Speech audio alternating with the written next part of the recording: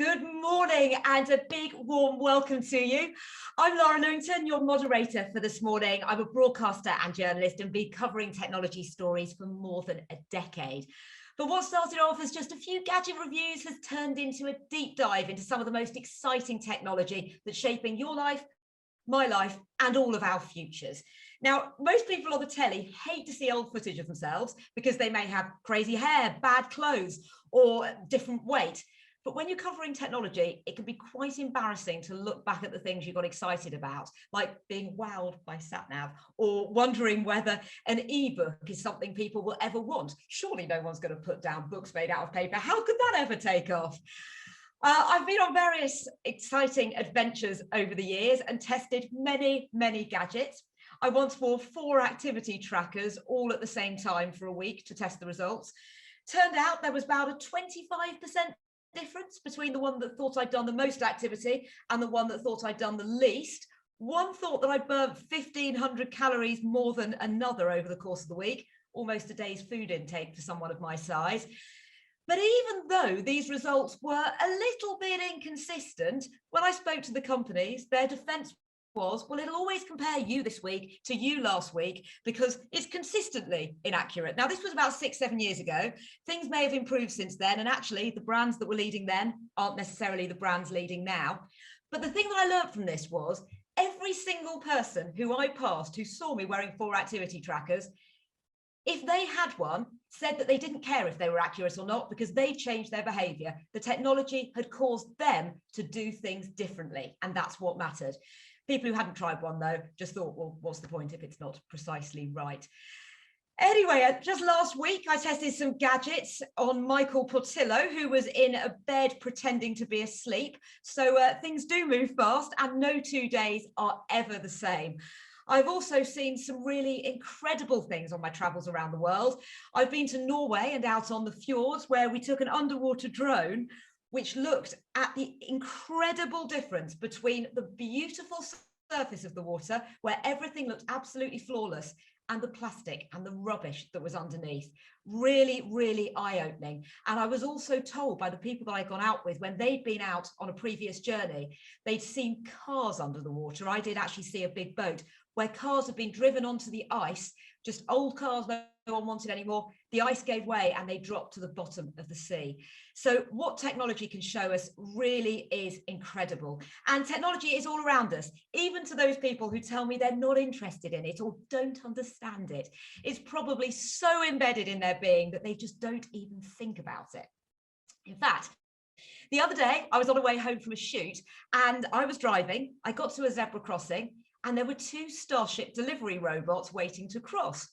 Now, this faced me with a very modern day dilemma. In fact, probably even futuristic. Was I meant to stop because it's a zebra crossing and allow the robots to cross, or were they simply programmed to avoid cars? Now, I was going pretty slowly. They seemed to not be moving anywhere, so I did actually keep going. But I really wondered how this was meant to play out. And of course, all of this innovation that we see can't come without talent and creativity. Then investment in those ideas is needed to move things forward. And whilst I usually just look at the end result of the process, today, this is what we're going to focus on. It's been 20 years now since IP Group launched, an intellectual property commercialization company that turns ideas into businesses. Some focused on generating social and environmental benefits on top of the financial returns. Its portfolio covers businesses across life sciences and technology. A few you may be familiar with are Oxford Nanopore, Ceres Power, and Hinge Health. After our speakers today, there's going to be a chance for you to ask some questions via the Zoom Q&A box. But now, let's get started. First off, I'd like to introduce you to Mark Reilly, Managing Partner of Technology at IP Group, an engineer by background with a PhD in photonics from the University of Cambridge, and with nearly 20 years experience in the information and communications technology sector. Mark oversees the technology half of IP Group's business. Mark, welcome. Lara, thank you. I'm delighted to learn that activity trackers are 25% inaccurate. I'm going to go and add 25% to all of my trackers immediately after this webinar. So good morning, everyone. Thank you very much for joining this celebration of IP Group's 20 years investing in and nurturing early stage technologies. We, for those of you who are familiar with the group, will know that we're split into a couple of different disciplinary areas. As Lara said, we have a life science business that is run by my colleague, Zach Williams, and we also have the technology side of the business, which is run by me, and that includes Clean Tech, who you'll hear from on the 7th of June, a similar webinar to this, but today we are going to hear from our Deeptech team. And IP Group's been investing in deep tech since way before deep tech was a trendy term and even existed as a phrase. But IP Group's been investing in engineering companies, in software companies, in communications technologies almost throughout our entire history. And today, this is the team that runs those investments.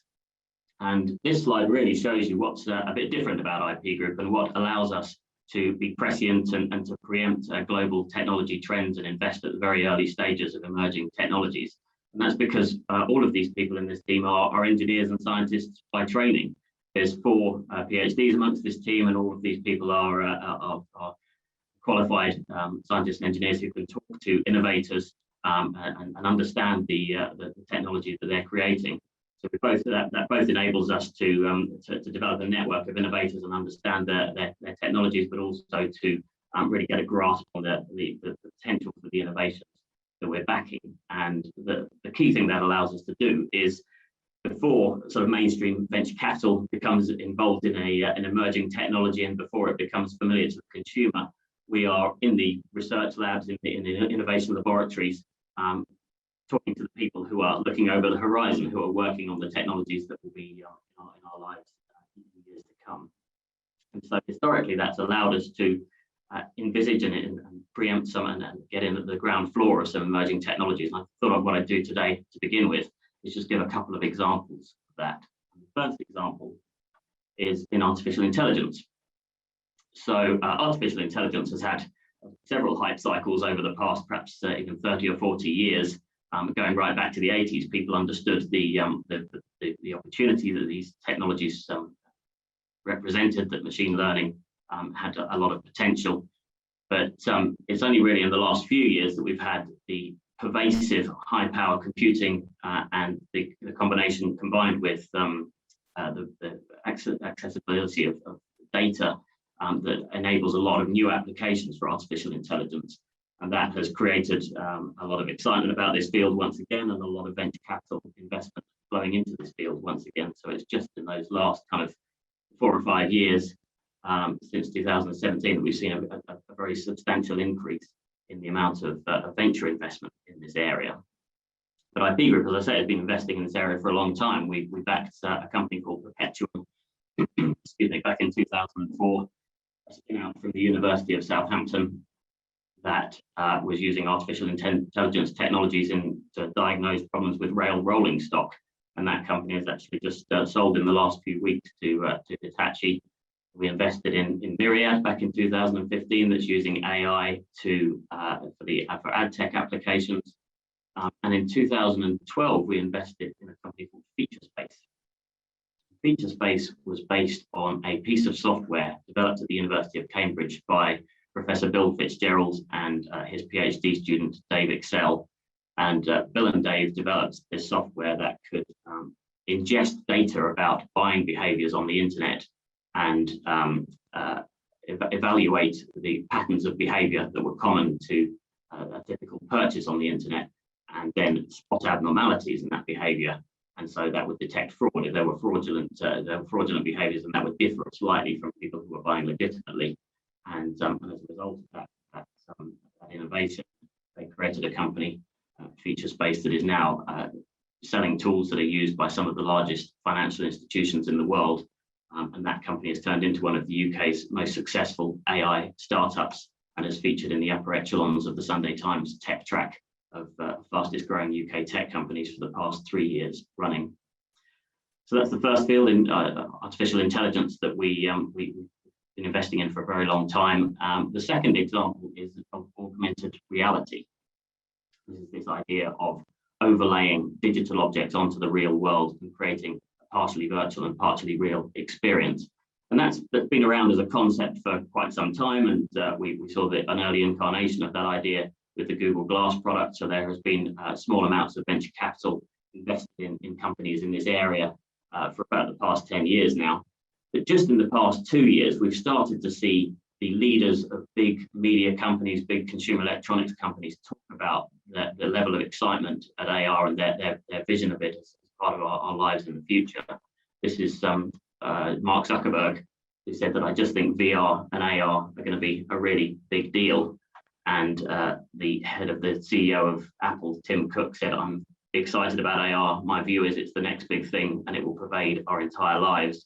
And coming from the CEO of a company with something of a track record for producing technologies that pervades our entire lives, that creates a lot of attention. So we've seen that there's some kind of doubling of venture capital investment on an annual basis into this area of augmented reality over the last couple of years. But IP Group has been investing in this field since long before that. We first backed Wave Optics, a company that is producing what we believe to be the best lens technologies for redirecting light into your eye to overlay virtual objects on your vision. We invested in Wave Optics back in 2015, and all the way back in 2013, we backed a company called Ultraleap. Ultraleap was a company that was based on the innovations of this chap, Tom Carter, who was a PhD student at the University of Bristol when I met him in 2013, and Tom invented an ultrasonic speaker that could project sound through the air and that would actually create sensation on your fingertips.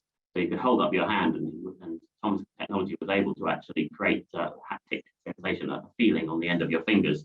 So you could combine it with virtual reality and augmented reality experiences to have haptic feedback, to have real tactile touch in a virtual environment. And then Ultraleap went on to acquire a company called Leap Motion, which was a Silicon Valley startup that had, again, what we believe to be the best hand tracking technology in the world. So Ultraleap is now the world's leading independent gesture interface company, and they have about £70 million in signed contract value now. They've been seeing some really exciting commercial progress over the past 6 months, and they've now signed up companies like Qualcomm, Varjo, Pimax, some of the really big headset manufacturers who are playing in this new emerging AR space to embed the Ultraleap technology into those devices. So that's a very quick summary of a couple of areas that IP Group has been an early investor in fields of emerging technology that are now causing great excitement in their respective sectors.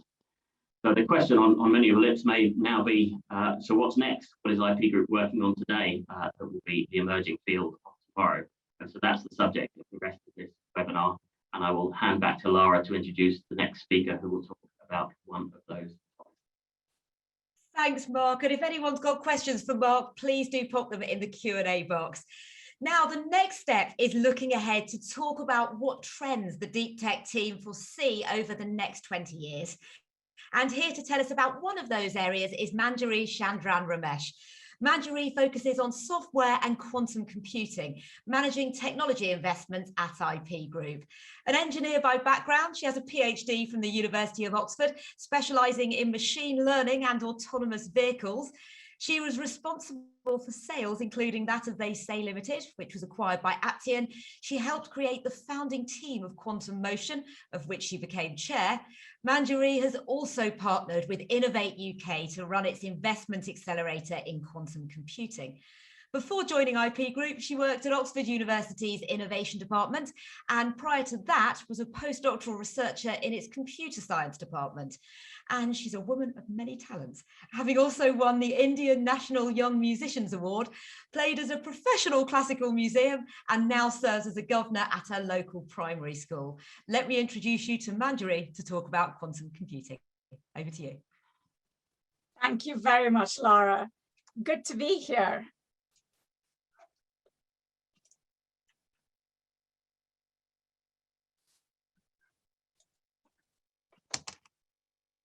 So today, I'm going to speak to you about quantum technologies. It is almost impossible these days to not see a headline on something related to quantum. Either it is about the achievements of various companies, or it is scaremongering on how all current systems are in danger once quantum computers exist. But why has quantum technology become so popular? Quantum computers are theoretically the most powerful computers that the laws of physics allow us to make. And potentially, the applications are vast, from optimization problems to the discovery of new materials and processes. Take, for instance, the Haber process, which combines nitrogen with hydrogen to form ammonia, which is used in fertilizers. Although the reactants can be easily obtained, this process requires extremely high pressure and temperature conditions, besides a metal catalyst. In comparison, plants fix nitrogen with neither the pressure nor temperature requirements. It has been predicted that quantum computers can simulate the reaction mechanism of the enzyme nitrogenase, the natural producer of ammonia. This would mean being able to discover alternative methods of nitrogen fixation, which are beyond the capabilities of even high-performance computers today.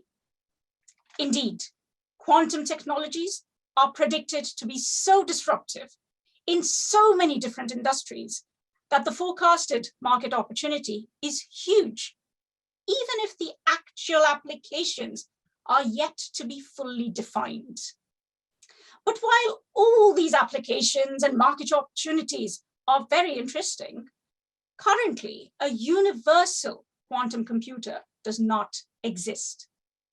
And the seminal papers by David Deutsch were written in 1985. So why now? Over the decades, there has been progress, both in the theory behind machines dealing with errors, that is fault tolerance, as well as progress experimentally.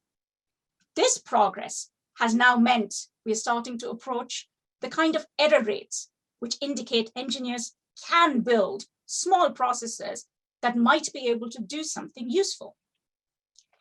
The UK government decided in the beginning of 2014 to fund the first phase of the National Quantum Technologies Programme. This led to the creation of 4 hubs through a £120 million investment over 5 years. And at the end of 2019, this funding was further refreshed for another 5 years. IP Group over the years has been keeping track of this space and saw this coming. Given the hubs were created in 2014, our close university association led to engagements with various potential companies very early. The IP Group model of patient capital works best where the markets are yet to be defined clearly, but there exists truly disruptive technology. Technology that is going to fundamentally change the way the world works. So we identified the area that would have the biggest impact, the best long-term potential, and be the ideal candidate for patient capital. Our conclusion was quantum computing. We took careful first steps investing in quantum motion, the silicon effort, and Oxford Quantum Circuits, the superconducting efforts, in 2017. In 2019, we also invested in Oxford Ionics, which works with ion traps. And in 2020, we were successful in assisting Quantum Motion with its Series A fundraise, as well as launching the Quantum Accelerator in partnership with Innovate UK. This accelerator of 12 million is a combination of equity and grant funding, which benefits the quantum startup system in the UK in a multitude of ways. Our approach gave Innovate UK the confidence to partner with us exclusively after they ran a competitive process across the UK. The challenge director at UKRI has a few words to say. Hello, I'm Roger McKinley. I'm the challenge director for the Commercialising Quantum Technologies Challenge within UK Research and Innovation. When we kicked off the UK's National Quantum Technology Programme in 2014, from the outset, we knew we would have to coordinate many sources of funding, and indeed many of those were public funding and government initiatives. And that was really the whole reason for forming the programme. Since 2018, a key part of what we've been doing has been industrial engagement through the challenge. We know that for a new company just starting out, and many of our companies fall into this category, being a receipt of a grant is actually what drives them to have to raise finance to just match that funding. So that grant funding as part of a wider story of growing and of receiving finance led us to believe we really did need a slightly more formal relationship with those who provide finance, and in particular the VC community.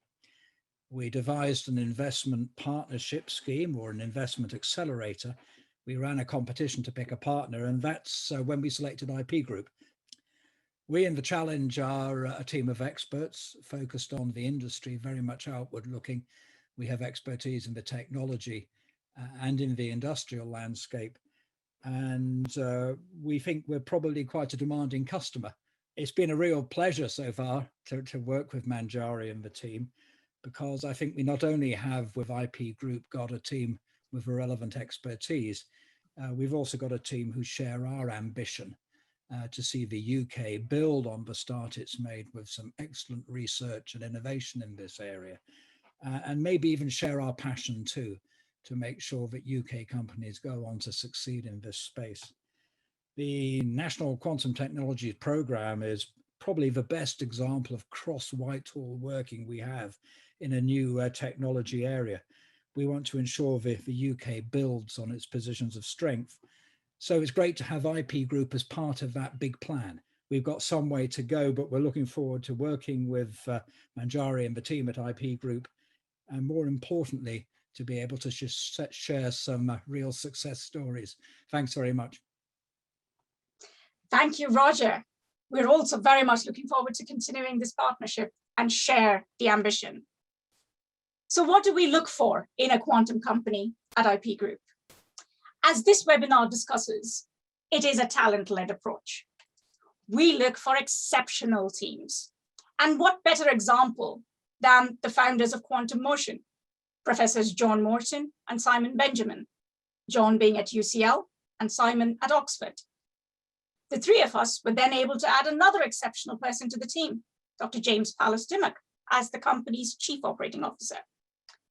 The other aspect that we look for is the exceptional technology, which has a clear path to what the product is likely to look like and the potential funding it is going to require. We at IP Group, over 20 years, have built expertise on how to build a technology moat around basic research, how to bring commercial value to technology, how to build teams that start off with exceptional founders, and finally, how to bring in the right type of investors for these companies. Let us now hear from the team at Quantum Motion about their journey so far.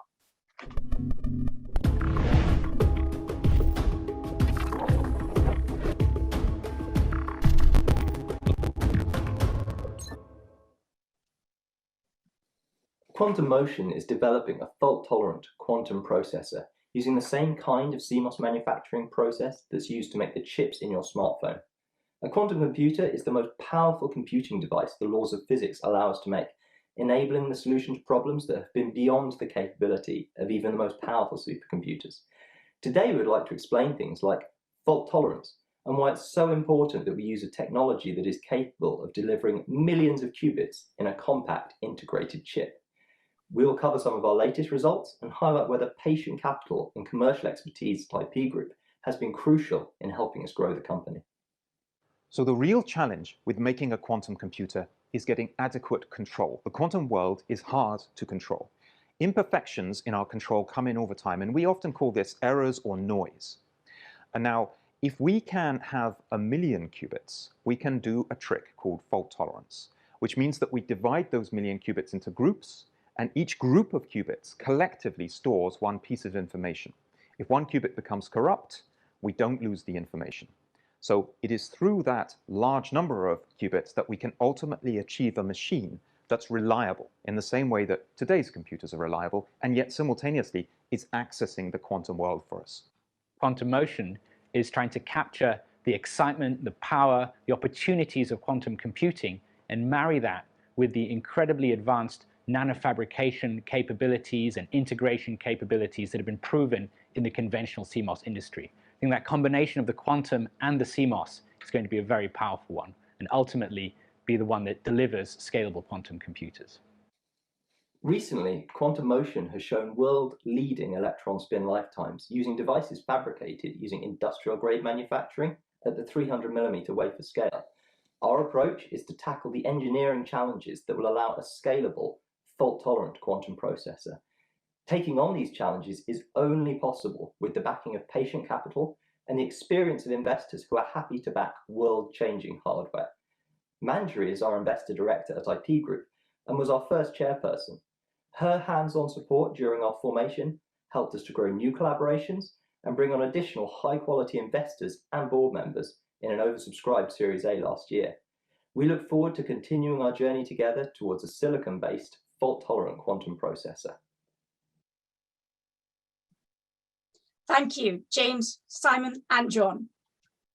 As we continue our journey in this exciting area of technology, we look forward to many partnerships, investments, and engagements. So if you would like to chat about the quantum landscape, do get in touch. Back to you, Lara. Thanks, Manjari. And last but definitely not least is Investment Director Lee Thornton.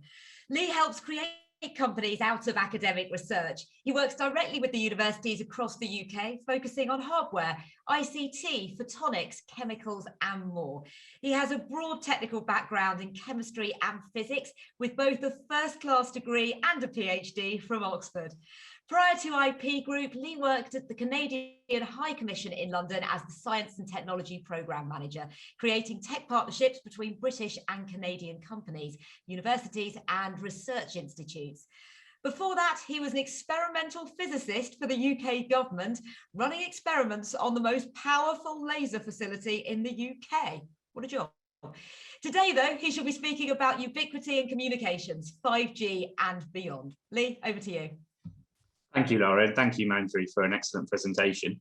I'm going to change tack a little bit here and talk about ubiquity in communications, 5G and beyond, which has been a theme of investing at IP Group for quite some time. And what I mean by this, and it's a nice grandiose title, but it's talking about communications, about connecting people, how we transfer and transmit data between people, data and ideas and information. So it's much more than just what people think of 5G and networks. Communications is about so much more than that. It informs a basic theme at IP Group for investing, as I say. To set the scene a little bit, let me share with you some, there we go. Let me share with you some numbers. So about 5 years ago in 2016, the world entered in what we term the zettabyte era, which is an absolutely staggering number. A zettabyte is, let me get this right, 1,000 billion gigabytes. A number that's almost unfathomable, but if you think about it, it's the, well, if you think about it, if you estimate it, people have done estimates, and it's equal to the number of grains of sand on every beach on the planet. So if every byte was a grain of sand on a beach, then the total number of grains of sand on beaches would be the number, would be a zettabyte. That's interesting because a zettabyte is the amount of information now we transmit across the internet every month. And actually it's multiple, it's probably tens of zettabytes now. And it's the amount of data that we store globally, sort of the order of zettabytes. Something which should have just been completely unimaginable 10 or 20 years ago. And presents in itself, you know, a huge opportunity and challenge.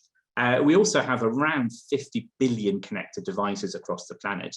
That number, that includes things from cars and watches and phones to machines and things across industry and everything else. And that number, of course, is predicted to absolutely explode over the next decade. And people are predicting anywhere up to 1 trillion connected devices, from your kettle to your fridge to your car to your lawnmower by the end of the decade. And of course, if you connect that many devices, you need a network that can connect, that can join them all up and transmit and transfer information.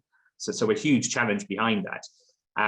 We now actually finally in the world have more mobile phone connections than we have people. Doesn't mean everybody has a phone, but there are around about 9 billion connections across the planet. Of course, the increasing number of connections isn't just from people. Some people have 2 or 3 connections, of course, but to mobile phone connections now go to cars and to other devices that people use in their homes or elsewhere. But of course, there's still a bit of a divide. Only half the planet has access to the mobile to mobile internet, but that is a number that is steadily growing. And for the first time, I think it was last year, that the number of people to which mobile internet is available is not restricted now necessarily through coverage or cost. It's actually restricted through literacy. That comes up as the biggest problem in connectivity, which is a bit of a change from the way things were about 5 years ago.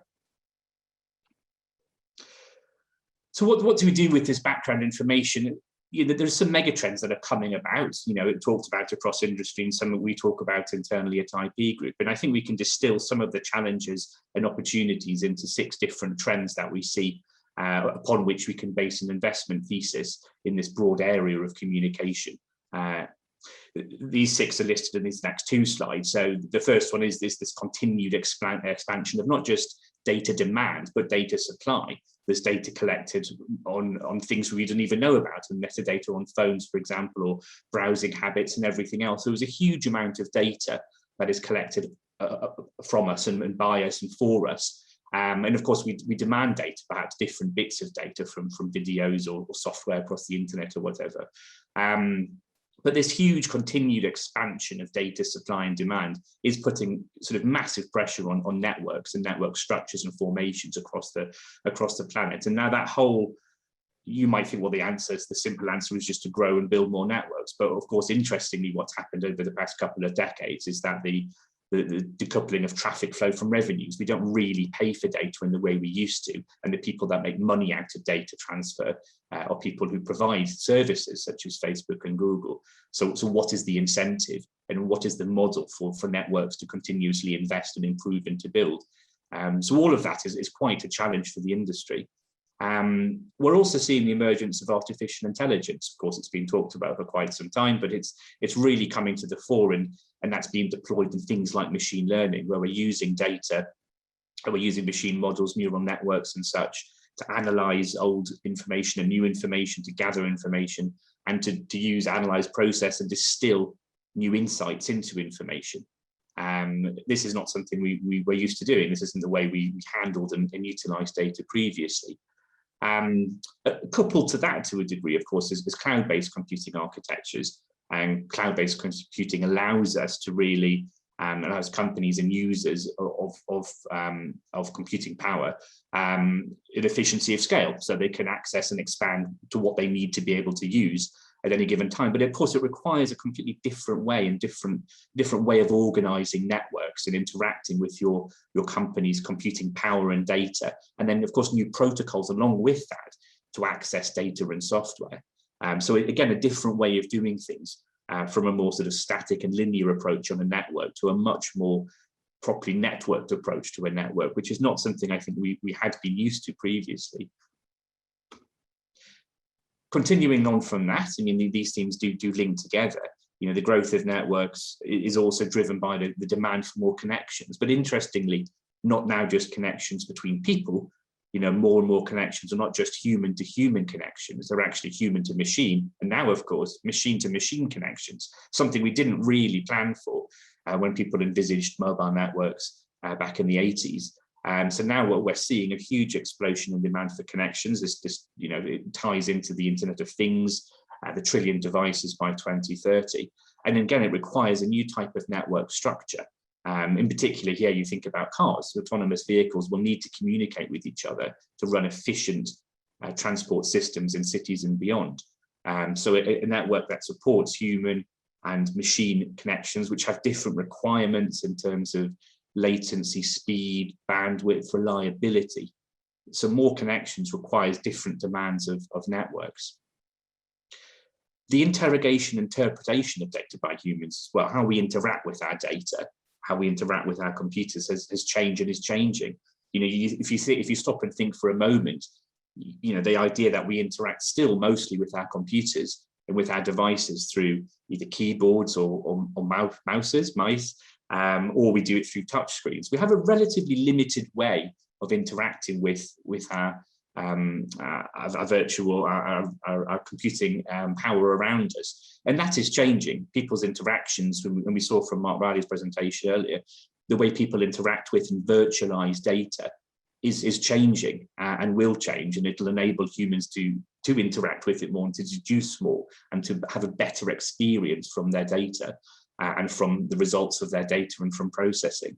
So that sort of interface between humans and data and machines, if you like, it is changing and is evolving, and especially more so given the world around us now, that the changing world of a pandemic, the people working from home more often and more remotely, parts of that will continue. But at the same time, there will be more demand for greater interactions, even if those interactions are not person to person. And finally, sort of the top of all of that, is more of our lives are given over to machine control, to control really important aspects of our life. Communications need to be robust, reliable, and secure. I mean, it's okay if you drop a connection to a friend, you can ring them back. But if you're driving a car, you can't just lose a connection. If your car can't communicate, it's going to have a problem. If it's not reliable, if it's not robust, and if it's not secure, if people can hack into it, there's a problem with that. And as we become more dependent on communications to run more parts of our lives, that theme becomes more and more important, and increasingly so as we move forward.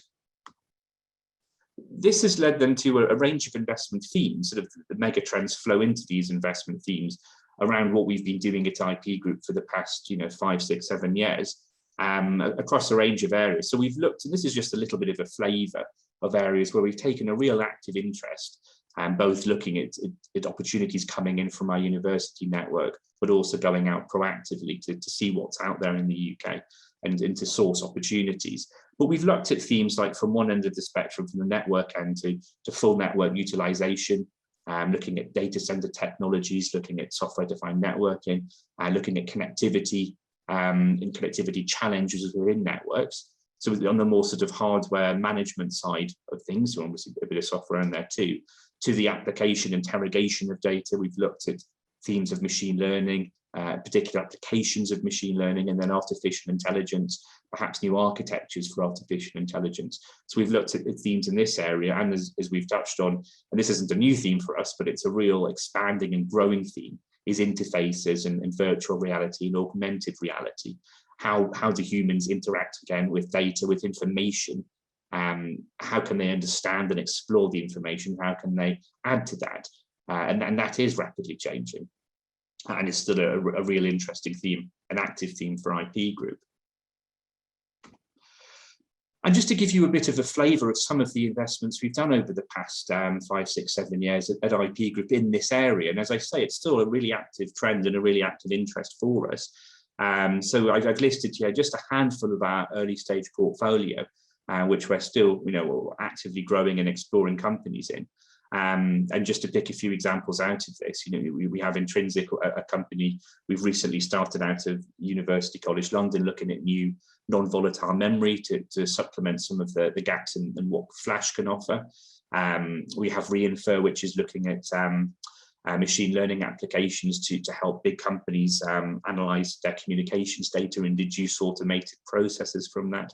Unify, really interesting company, looking at reinventing, if you like, the sort of LCD static type square displays you see on washing machines and the like, with much more interesting, flexible, tactile, interactive type interfaces. Zeta, looking at software-defined networking, so trying to producing and providing tools for network operators to really increase their efficiency. Accelercom, looking at trying to speed up the bottlenecks in networks, looking at reducing latency over the wireless comms channels, very mathematical, very techy, but really in the space of IP Group's interest. Chromosol, looking at silicon photonics and that transition, that physical transition from data production and processing to optical comms, that silicon photonics bridge between the two. And then Audio Scenic, another recent addition to the portfolio from a few years back, looking at how you can better experience sound in 3D as you move across a room or move and interact with the computer. So a whole range of things, and this is an area we're still very actively exploring and engaging in. And we're very keen to talk to anybody who has opportunities that might be relevant or is interested in our portfolio as potential co-investors. So yeah, that's it. That's it for me. Lee Thornton, please get in touch if you'd like to chat more about anything I've said today. And for that, I will hand back to Lara. Thanks so much, Lee. Thank Now, you. everyone, please do keep your questions coming. We've got a couple in. But first of all, I was very interested in something that you said, Lee, about how our interaction with our data and our devices is set to change. What do you mean by that? How do you think things are going to play out over the next 10 years? It's a really good question. I mean, it's hard to answer. I can predict the future. I'll be a much richer man, I guess.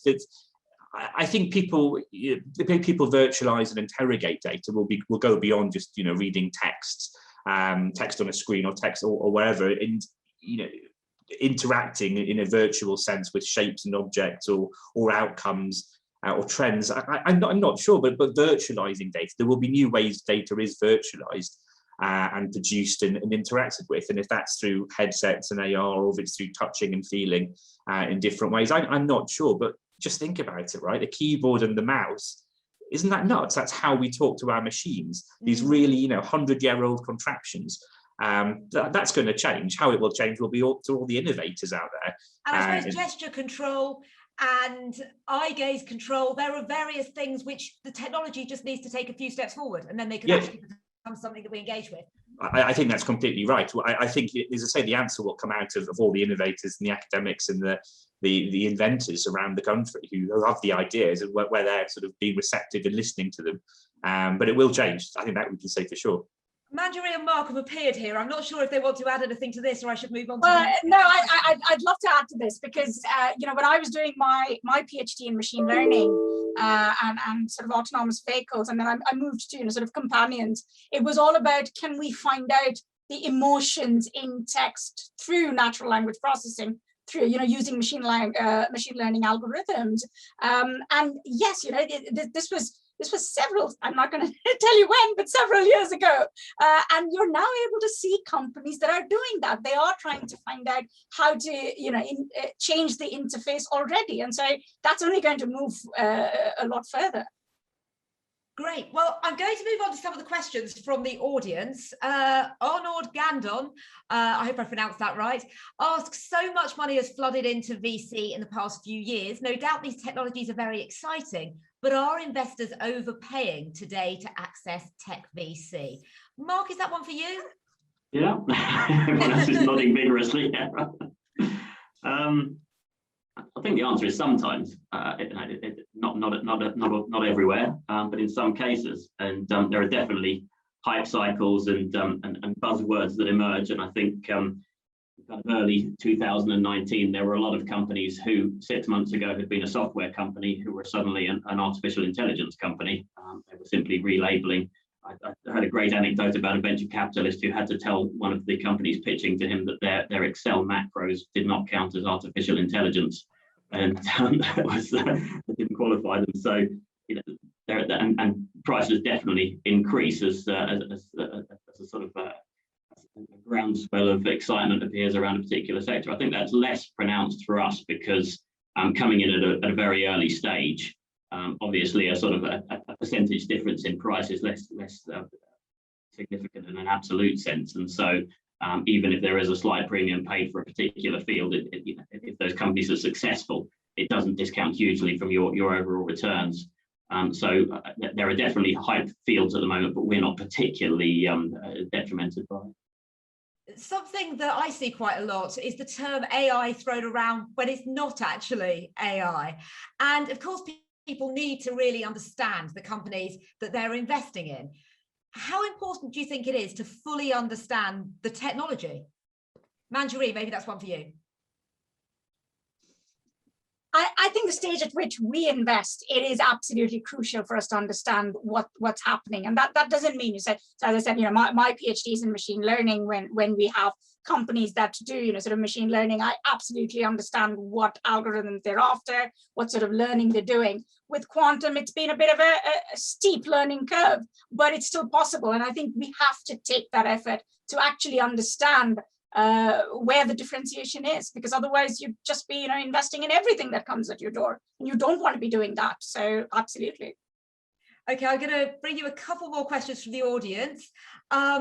What you look at when you look at investing, what else do you look at from talented teams? What else is critical? Who would like to take this one? I think sort of strong, I mean, a talented team is obviously critical, somebody who understands what they've done and why that is important. You know, why what they've done matters in the context of wider society or commerce. So understanding that is critical. And then the wider picture, I think, at IP Group is something that is very defensible and very well evidenced. So we have a piece of technology and there's some clear evidence as to why this performs better, how it performs better, and why it's relevantly better, if you know what I mean. You know, there's no good having a car that can do 100 miles an hour when the speed limit's 70. So evidence, I think, as to betterness is a really good one, and then some level of protection, whether it be patents or other ways to protect a particular invention. Mark, Manjari, I don't know if you have any other comments. Yeah, I think our sort of standard criteria when you look at a technology for the first time, a new invention, team, typically you can do something about the team, you can get involved in augmenting the team at that early stage. The market opportunity kind of derives from the differentiation and the product value proposition. So the key things for us are that the value proposition and the defensibility of the technology. Is it really valuable to people? Is it going to make them able to do something that they really can't do, or do it 10 times cheaper? And is that defensible? Are others going to be able to copy it? Okay, we've got more questions coming in. Odysseus main CTOsis. Hope I pronounced that right as well. Hi team, one question from Mark, please. On the back of Apple's around 50 million investment in Corning on Monday and public speculation that it could go towards developing their AR glass wafers, and given past details between Wave Optics and Corning in the space, would you say Wave Optics waveguides have good odds of making it onto Apple's future headset? Well, yeah, it's just speculation at the moment, isn't it? There's an analyst in the US called Ming-Chi Kuo who has put out a lot of narrative around this idea of Apple producing an AR headset. And certainly, if they are looking at that as a concept, I would recommend that they look at Wave Optics technology as very good technology, and the numbers on the Wave Optics website. But you know, Wave Optics are a very capable company. They're working with a lot of the leading people in this area. They are now engaged with 8 of the top 10